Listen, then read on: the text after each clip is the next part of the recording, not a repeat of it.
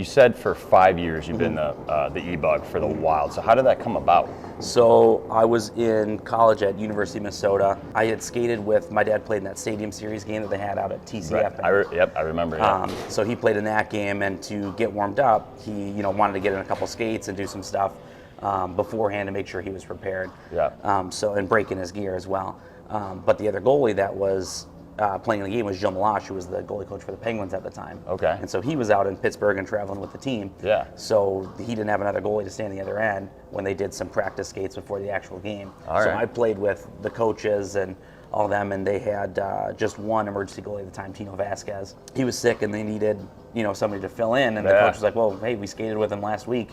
He's pretty good. Then see if he's interested in doing it." So got the call from Bob Mason, who was the goalie coach at the time here, and I said, "Hey, can you come fill in?" Did that, and they were like, "Hey, if you want to split games with Tino so he doesn't have to do all of them, feel free." So you guys do half and half? So we did half and half, Nice. and then Tino's actually moving to Florida, so he's done, so I'm doing them all this year. So, Nice. yeah. So you're the guy. Yeah, a lot of hockey this year for sure. Oh, man. So if you want, I can move up to Minnesota, and then we could do the Exactly, half and and we could half if you split. want. Exactly. Minnesota Give me a couple Wild, I days. don't know, Yeah. give me a shot. I'll get Minnesota Wild colored pads happily, whatever it takes to become an EBUG.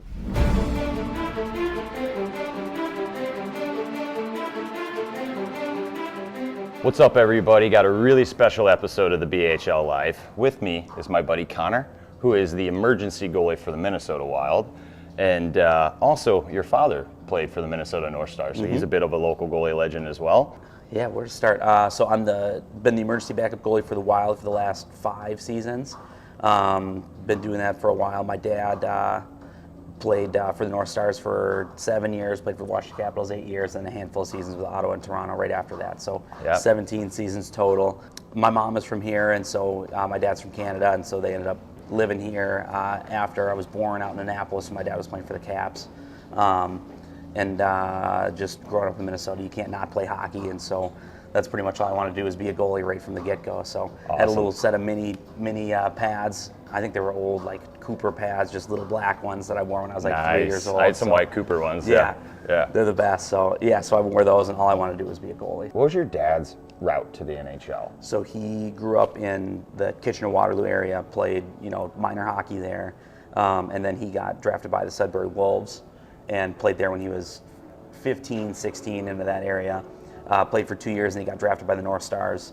32nd overall, which at the time is the second round because there weren't 32 teams then. Right. So he got drafted by the North Stars that year.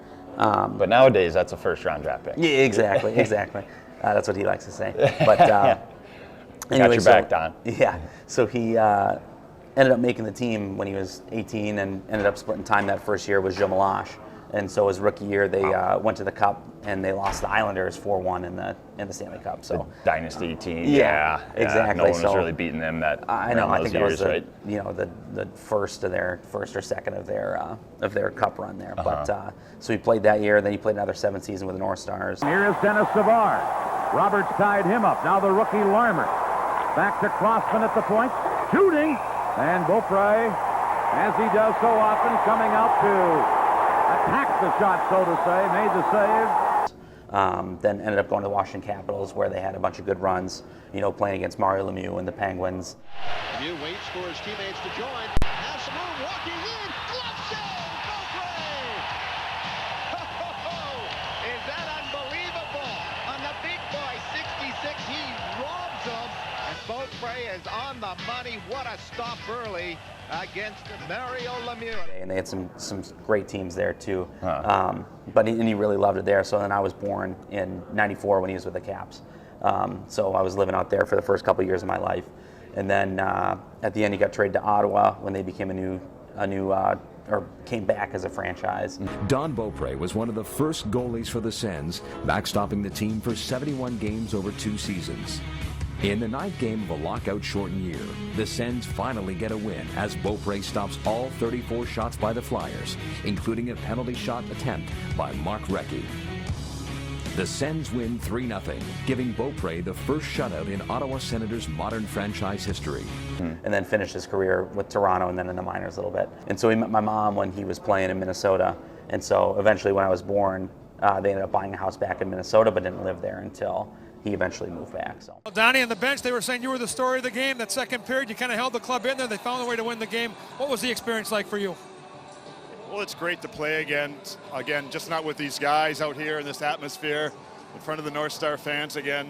You know, that always made it. The intensity of the fans made it great to play every home game, and this is just one more and maybe the last. So I know different EBUGs in different markets, and I talk to them all because, as you guys know, I want to be one someday. But so I know like some guys, like my buddy Dustin in Nashville, practices with him quite a bit.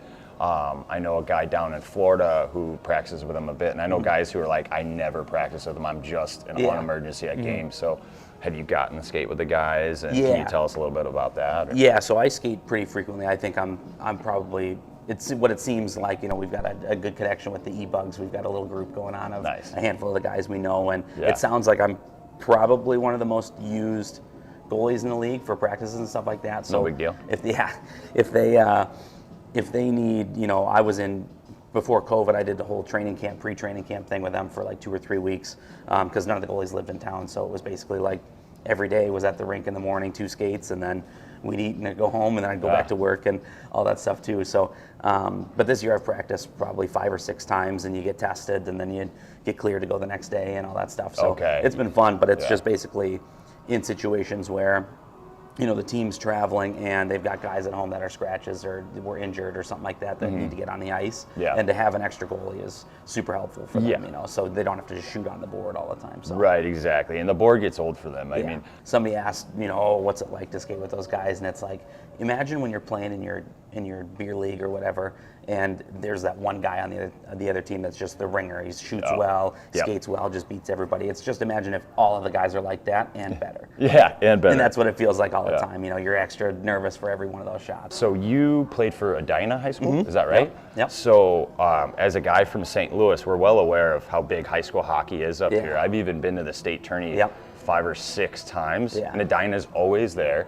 And they packed the place. Yes. What was that like playing there, man? That had to be so cool. It's unbelievable. We won my sophomore year. I wasn't on the team that year. I was on the JV team that year. Making varsity in Minnesota is like, I know guys who didn't make full-time varsity till they were seniors who ended up playing NCAA D1. So, it's very different. Just so you know, JV hockey here is very good hockey. So I played then, and then my senior year I was on varsity, and we actually lost in the first round to Benilde St. Margaret's private school, who ended up winning the championship that year. But I mean, we played in the late game and it got pushed back because of overtimes before. I mean, we didn't start until probably 9 o'clock, packed, you know, all 21,000 seats in standing room only. You can have an XL. That's awesome. The entire day is packed. It's for incredible. High school game. For high school. It's like that every day. It's a state of hockey. I mean. It's a sight every single year to go check that out. I mean, I highly recommend if you got a hockey trip, you're anywhere else, you know, what do you want to do? I'd recommend going to see it. I mean, tickets can be hard to come by, but it's definitely worth it. Even the spectacle just around St. Paul is incredible. Absolutely. And they do the Minnesota Hockey Expo put on by Minnesota Hockey, which is really cool for any hockey fan, player of any age. So yeah, make it a family trip at some point. Come up to Minnesota, go to the state tourney. The high school hockey here is phenomenal. The atmosphere, there's nothing like it. And it's something I really look forward to doing again here, hopefully in the next couple of years. It's so, dude, I got to tell you the story. I don't think I did. So we were trying to meet up, and you texted me, I'm going to skate in this media game tonight on, you know, at Target Field. I'm like, that is sick. All right, maybe we'll meet up tomorrow. The NHL people call me and they're like, hey, do you want to skate at Target Field? And I thought it was the exact same time. And so. Well, I did too, and I thought we were going to be facing off. I thought we were going to play against each other, and I'm like, this is going to be so fun. Well, this will be a great video. It's going to be amazing. So I show up at Target Field with all my gear. Kind of last minute, but obviously I always come prepared, so there should be a good time. Expecting to play with you and the media, whoever it was, and they go, no, this is a media skate, Kaner. And I'm like, yeah, like a skate, like a pickup game. They're like, no, like just skating, no hockey. And then the security was like, you can't bring your gear, you can't bring sticks, you can't this. And I was like, oh my gosh, this is the story of my life. I'm like, okay. And anyways, I went out there, as you guys know, I already posted the video, but and enjoyed myself thoroughly. It was the best ice I've ever skated on. It was incredible. So sure enough, like I finish up and we didn't cross paths, but we went upstairs and we're on our way out. We just like swapped and then where we were. Yeah, exactly. And then I saw you scrimmaging, got that aerial clip of you just from to up send top, you. Yeah, it was awesome. But yeah, I mean, I could tell you were having a blast out there. It was great. I mean, it was perfect weather that night, though, compared to what we got for the game. I mean, Yes. it was 25 and a little overcast. Not really any snow or anything like that. Yeah, it wasn't bad at all. I was sweating. I was wearing pretty much normal layers for indoor hockey. And 2 days ago, I got to go out in full gear Yeah. finally. Not on rink 1, but hey, I went on one of the ponds. I was on ice on target field, so no complaints. First pad stack out there, too. First and only pad. I was hoping you weren't like, actually, KVG, I did a pad stack. No pad stacks. I did not pull any pad Only stacks. pad stack on target field history. Good. Exactly. Thanks for not stealing my thunder. But no, it was just really cool, man. And to be able to do that and see you playing out there is pretty neat. I wish I could have played with you, but still. Yeah, I know. That would have been the ultimate showdown there. Yeah.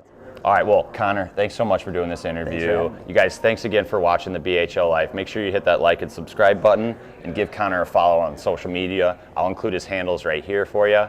And yeah, take care, guys.